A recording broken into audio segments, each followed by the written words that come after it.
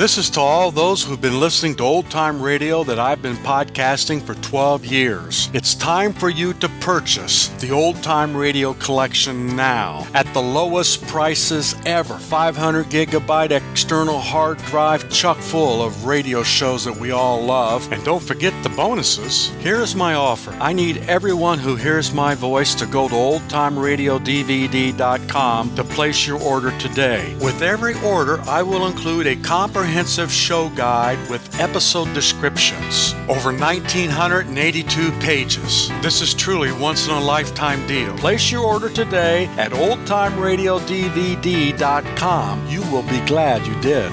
BBC Radio 5, 4, 3, 2, 1.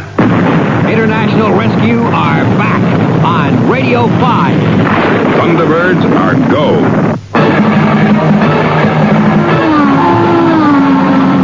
A bomb. It's due to go off. It seems that nothing is impossible for this fabulous machine and its driver, Alan Tracy. They certainly knew what they were doing when they planned this. Nothing's got to stop us from getting that prize money. Webster has failed to negotiate the end at Chap's corner. Wow! What a finish this is going to be. Listen, Vic, I got a plan to fix this Alan Tracy for good and all.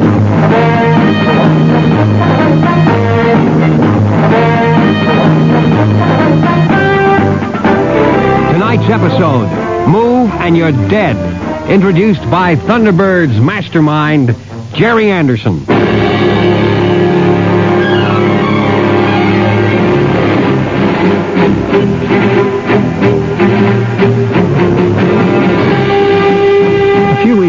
I walked into my 5-year-old son's room and found him playing the video of Move and You're Dead. I was surprised how good the racing car sequences were. To achieve this type of scene, we used a device that I had dreamed up, which we called the roller road. It comprised a rotating road painted on canvas. Behind the road, cut-out scenery moved at a slower speed, and behind that a sky moved almost imperceptibly. In the foreground, hedgerows, telegraph poles, and the like would flash by at great speed. The whole thing was motorized and geared so that all we had to do was place a model vehicle onto the roadway, switch on, and we would get an illusion of the vehicle racing along a road with totally believable perspective. The puppets, too, were superb. Even the revamps, our word for guest artists. We had a number of so-called revamp puppets that were apart from their eyes, faceless. We would sculpt temporary faces onto them with plasticine to create guest artists for an episode. And then we would tear them off again, ready for the next picture. If the revamp characters were really good, we would keep them for future episodes, changing the color of their hair, or maybe giving them a moustache or a beard to create a new character.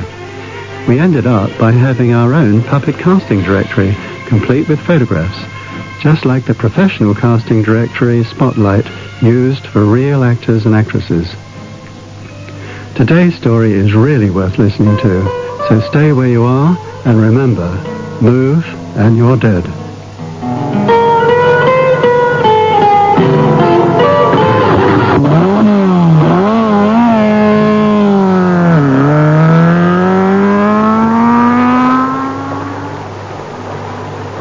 They're gone, Alan. Hey, what are you up to? You're moving. Hold it, Grandma. Don't get excited. I'm just trying to reach my telecall. Oh, careful, Alan. Remember what they said. If we disturb the ultrasonic waves, that thing could blow us sky high.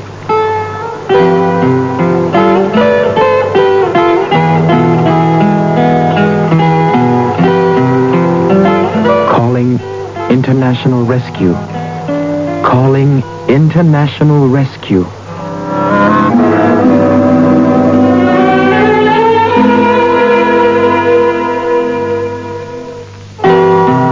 Alan told us of the deep trouble that he and Grandma were in, and how they'd been forced to climb high onto a girder of the bridge. Below them, Hundreds of feet down, shimmering in the haze, was the rocky valley. Thunderbirds 1 and 2 were launched, and we hoped against hope that they would be able to reach Grandma and Alan in time. The bridge of San Miguel. That's where they are. Oh, it's a lonely spot, Mr. Tracy. Yeah. The bridge won't be open to the public for 2 months yet. They certainly knew what they were doing when they planned this. And the bomb? It's due to go off when? Sometime around 1300 hours, according to Alan. But that's only part of it. They've left behind them an ultrasonic generator which can detonate the bomb earlier if anything on the bridge moves. Now, you'd better pass on this information to Scott and Virgil while I work out a plan of action. Yes, Mr. Tracy. Do you think they can hold out? I hope so. But the noonday sun can be pretty savage in those parts.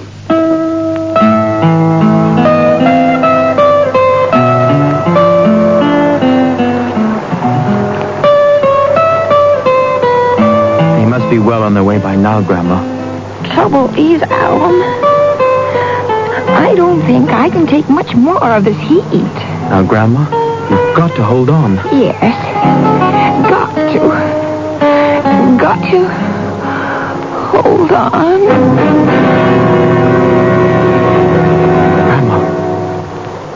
Grandma. Grandma had fainted, but luckily she fell towards an angle of the girders and was wedged in one of the bridge supports. Alan, can you hear me? Yes. Then concentrate on what I'm going to say. You've got to keep talking till Scott and Virgil get there. Do you hear me? Keep talking. Yeah. I want you to tell me exactly how you got into this fix. Tintin and I want to hear the whole story. Okay. Okay, then. It all started the day we went to Pearl de Sands.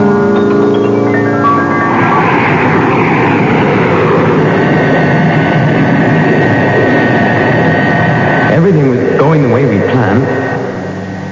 It looked like nothing could go wrong. From up there in Thunderbird 2, the world sure looked pretty. We're nearly there. I found it, Alan. When you reach the highway, you turn left, and then you come to the racetrack on your right. And you meet Kenny Malone there. Yep, that's right. Boy, that guy's a great mechanic. Wait till he sees what we got tucked up in the pod. Pity you two can't come to the sands with me, though. Alan, you know we can't. Supposing Father received a distress call while we were gone. Anyway, we'll be watching the telecast. I guess I'm lucky getting leave like this. Well, it's not a pleasure trip altogether, you know. Brains will want to know how his new engine works under prolonged stress. I wish that Virgil and I could have stayed for the race which was going to take place the next day, but we had to get back to the island. Alan drove out towards the racecourse. Oh, it really was a beautiful car. He was going to park it for the night on the racecourse car stacker.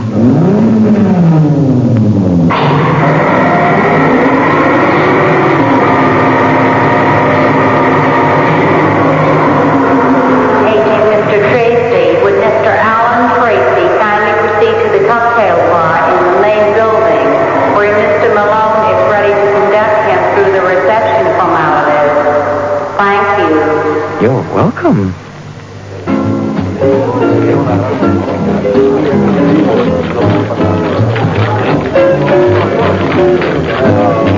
Gee, Kenny, it's great to be back at the old game again. Yeah. I bet you missed the excitement of the circuit. What have you been doing with yourself? Oh, this and that. Family business, you know. Hey, isn't that Victor Gomez over there? Hi there, Gomez. How you been? Hello, Tracy. When did you get into town? Just got here. I thought you'd retired from the racing business. No, you won't get rid of me that easily. I hear you brought quite a car with you, Tracy. I reckon you're going to win the trophy? I'll let you know, Gomez. I'll let you know. Hey, Vic, I thought you said Alan Tracy had quit. Well, it looks like he changed his mind. I don't like it. We had this contest all sewn up till that guy came along. Look, Vic, nothing's got to stop us from getting that prize money. Nothing. Don't worry, Johnny. Nothing will. The starter's flag was up.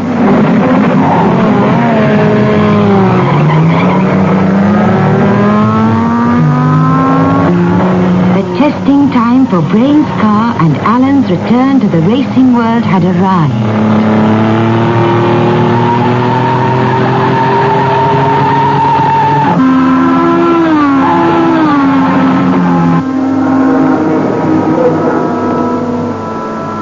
Yes, ladies and gentlemen, here at Parola Sands, history is being made. It seems that nothing is impossible for this fabulous machine and its driver, Alan Tracy.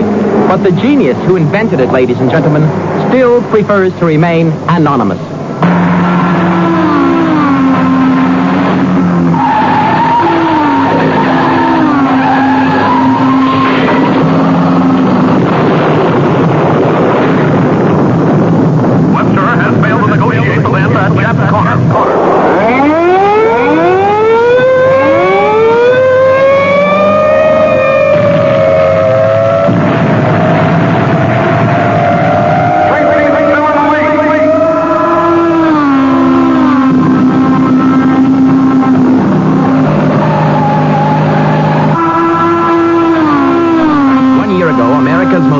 Racing driver Alan Tracy announced he was retiring from the racing world. And now, today, he is sweeping around the course, heading for what seems to be certain victory.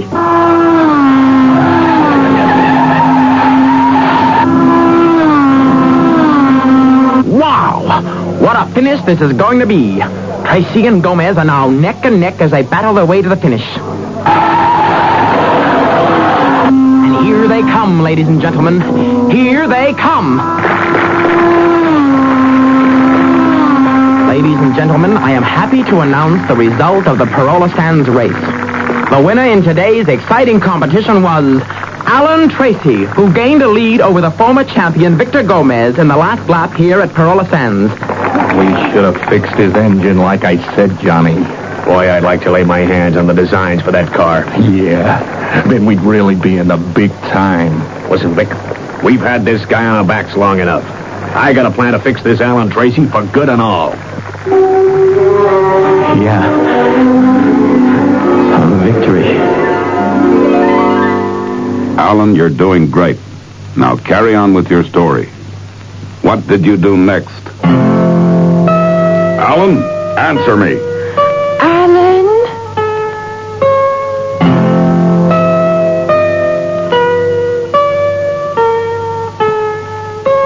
Mr. Tracy, he doesn't answer.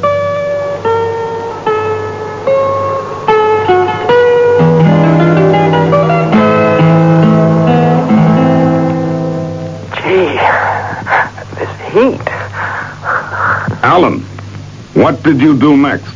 We're waiting. Well, I set out to collect Grandma.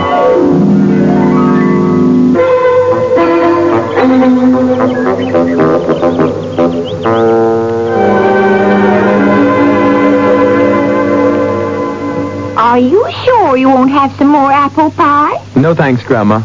Boy, your cooking is certainly going to be popular at the base. Goodness. I just can't believe that I'm joining International Rescue Team at last. I'm that proud of you boys and all the wonderful things you do. Of course, I'm a celebrity in these parts, too, you know. How's that? Well, after you won the Parola Sands competition, I had the press all around asking me questions. What kind of questions? Well, about who designed the car and what route we would be taking when we went on our trip together. Gee, I hope you didn't tell them. Oh, I told them all right. I told them everything they already knew. Good girl. International Rescue. Go ahead, Alan. We are leaving in a few minutes. We'll call again when we are at rendezvous. FAB.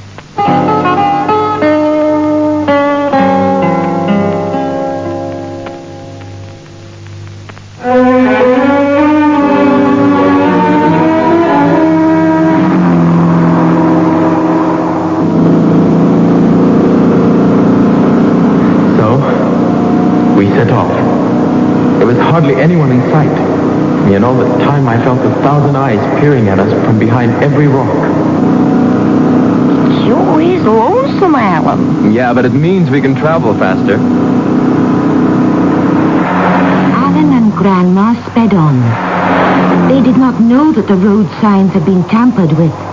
How could they have guessed that just round the next bend the road would be blocked?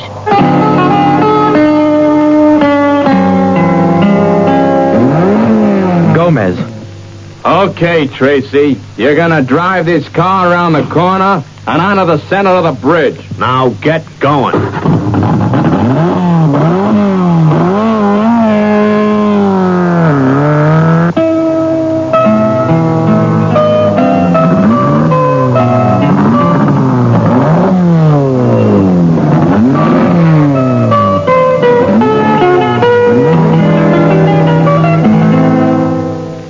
Of this car that meets the eye. You and your buddies are onto something new, and we want to know what it is. We were the tops till you whipped us. Come on, Johnny, cut the talk. I want to try this beaut.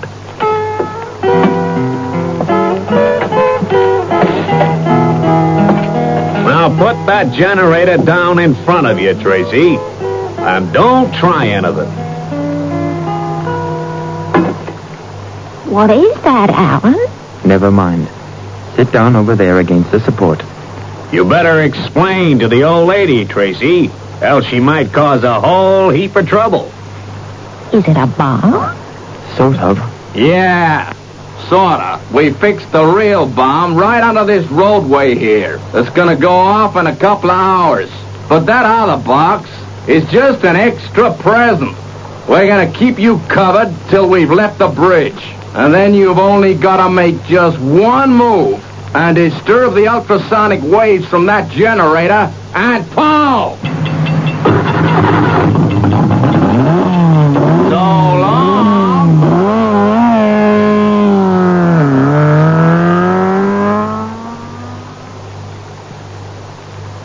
They've gone, Alan. Quiet, Grandma. Brains, Tintin has found a newspaper cutting of the bridge of San Miguel. Think it'd help you to take a look at it. Right, Mr. Tracy.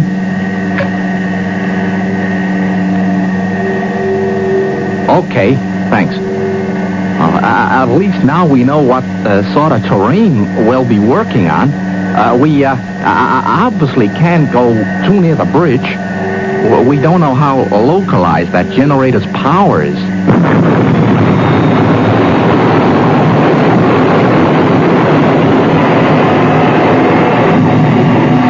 Okay, Father.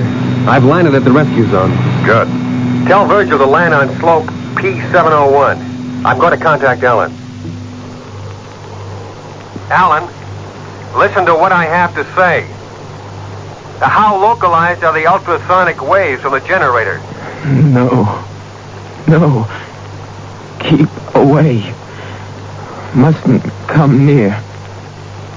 Detonate the bomb. Alan, the generator. How powerful is it? Do you know? Keep away. Can't go on much longer. Can't feel my legs anymore. Can't keep up much longer. Oh, please hold on, Alan. Please. 2 more minutes, Alan. That's all we need. Virgil is nearly there. Coming into land on slope P701 as advised, Scott. Make it fast, Virgil. Alan's almost had it. Right. Stand by, Brain.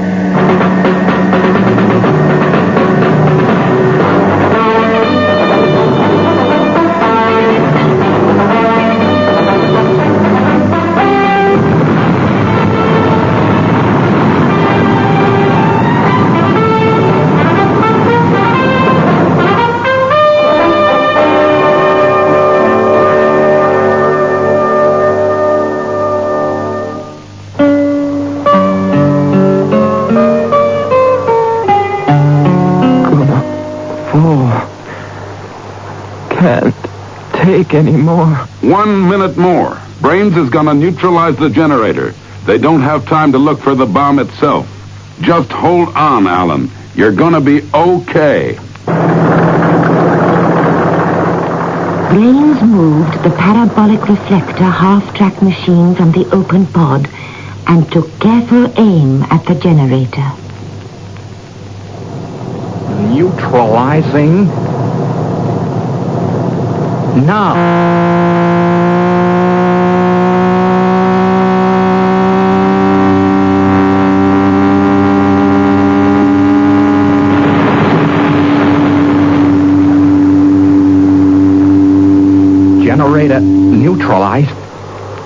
Okay, Virgil.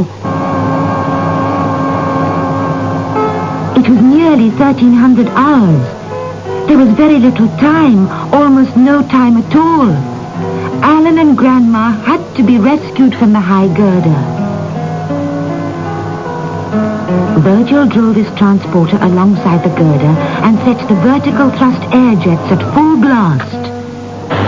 If Alan and Grandma could jump into the jet streams, then Virgil could gently ease the pressure and lower them on a cushion of air to safety. Okay, let's clear the bridge. It's going up at any moment.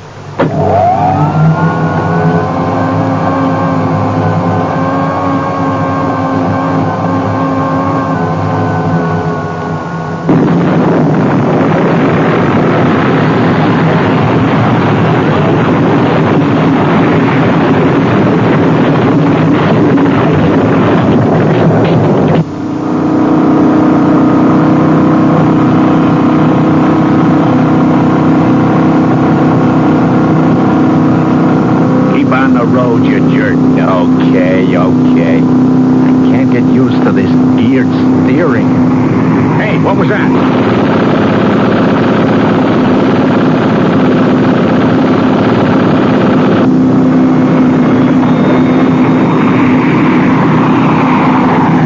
Tracy, the old lady must have escaped. Okay, keep your foot down. We gotta lose this guy.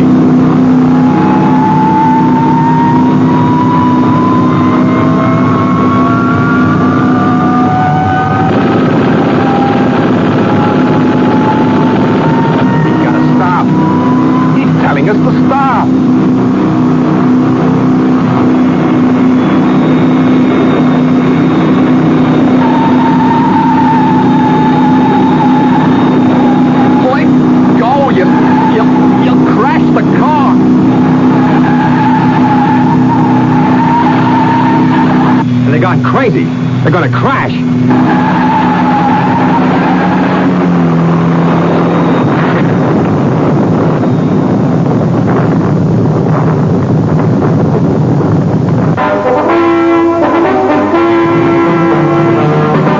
Base from Thunderbird 2. Leaving danger zone. Mission successfully completed.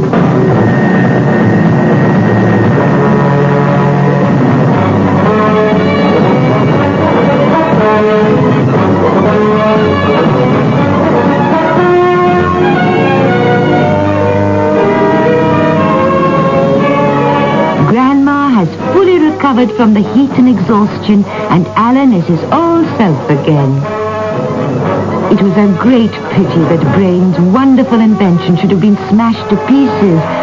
But on the other hand, it's given him the excuse to design an even faster car in time for next year's Parola Sands race.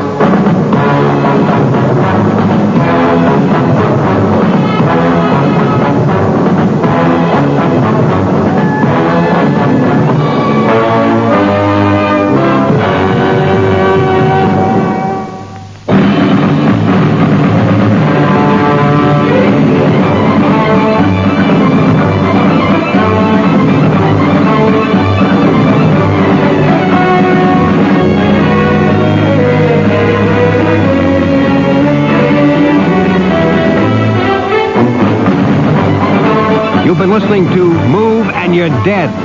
Brought to you by Jerry Anderson with help from Century 21, the official Jerry Anderson magazine. The series was produced for Radio 5 by Christopher Aldrich. Coming up next week on Thunderbirds, The Imposters. This is Agent 47 calling International Rescue Base. Go ahead, Agent 47. Messages still coming in, Alan? Yeah. This one's from Agent 47. Sounded sort of hillbilly. 47. Oh, 47. Oh, Jeremiah. Yeah, he's a hillbilly, all right. Who the heck's that? Oh, he's quite a character. What's he got to say, anyway? Aircraft tire tracks. Open country. Could be an aircraft made a forced landing there. What's on your mind, Mo? Well, I was just wondering if there's anything out of that old mine. Yep. So wondering the same thing myself. Hey, say this is the best hideout I ever had, Jenkins. Yeah, the best deal.